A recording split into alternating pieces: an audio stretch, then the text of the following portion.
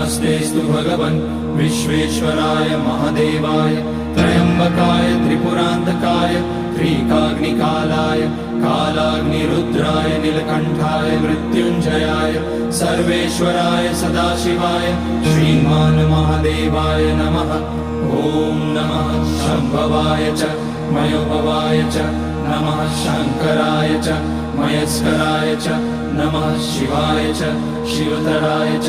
ॐ त्र्यम्बकं यजामहे सुगन्धिं पुष्टिवर्धनम् उर्वारुकमिव बन्धनान् मृत्योर्मुक्ष्यमामृतात्। नागेन्द्रहाराय त्रिलोचनाय भस्माङ्गराय महेश्वराय नित्याय शुद्धाय दिगम्बराय तस्मै नकाराय नमः शिवाय। मन्दाकिनी सलिलचन्दन चर्चिताय नन्दीश्वर प्रमथनाथ महेश्वराय